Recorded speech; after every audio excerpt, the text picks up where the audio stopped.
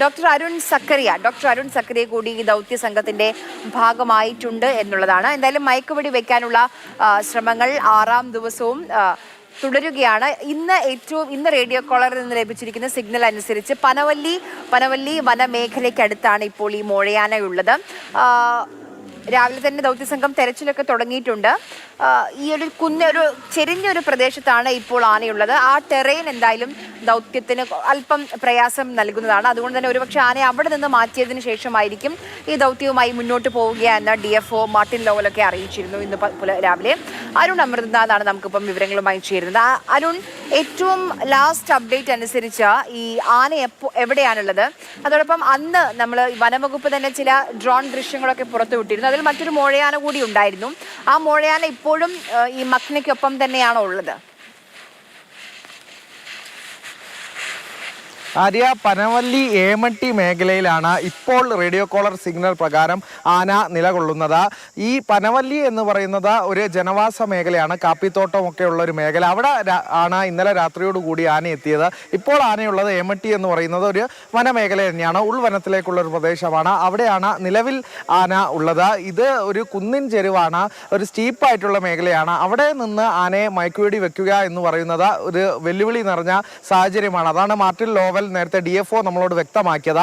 ആനയെ അനുയോജ്യമായ ഒരു സ്ഥലത്ത് എത്തിച്ചതിന് ശേഷം മാത്രമേ മയക്കുവെടി സാധ്യമാകൂ. ഇപ്പോൾ ആന നിൽക്കുന്ന ഒരു പ്രദേശം ദൗത്യത്തിന് ദുഷ്കരമായ ഒരു സാഹചര്യമാണുള്ളത്. അപ്പോൾ ആനയെ ഈ ഒരു പ്രദേശത്തേക്ക് മാറ്റുമ്പോൾ ആര്യ ചോദിച്ചതുപോലെ ആ മോഴ ആനയുടെ സാന്നിധ്യം ഇന്നലെയും അവിടെ കണ്ടിരുന്നു. അപ്പോൾ മോഴ ആന കൂടെ ഉണ്ടെങ്കിൽ അത് വലിയ വെല്ലുവിളിയാകും. അങ്ങനെയെങ്കിൽ മോഴയെ മാറ്റണം, ഒപ്പം തന്നെ ഈ ബേലൂർ മകനെ ഈ ഒരു പ്രദേശത്തേക്ക് എത്തിക്കണം. അതിനുള്ളൊരു തീവ്ര ശ്രമത്തിലാണ് ഇപ്പോൾ വനംവകുപ്പുള്ളത്. വനംവകുപ്പിന് ഊർജ്ജമേകാൻ വേണ്ടി ഡോക്ടർ അരുൺ സക്കറിയ കൂടെ എത്തിയിട്ടുണ്ട്. കേരളം കണ്ട PM2 PT7 അരിക്കൊമ്പൻ മിഷന് നേതൃത്വം നൽകിയ ആളാണ് അരുൺ സക്കറിയുടെ സാന്നിധ്യം. ഒപ്പം ഈ ബേലൂർ മകനെ കർണാടകയിൽ നിന്ന് പിടിച്ച പരിചയ സമ്പത്തുള്ള സംഘത്തിലെ 25 അംഗം കൂടി ഈ ഒരു ദൗത്യ സംഘത്തിനൊപ്പം ചേർന്നിട്ടുണ്ട്. അങ്ങനെ സംയുക്തമായുള്ള ഒരു ഊർജിതമായ ശ്രമം വനവകുപ്പിന്റെ ഭാഗത്ത് ഈ 6ാം ദിനവും നടക്കുന്നു.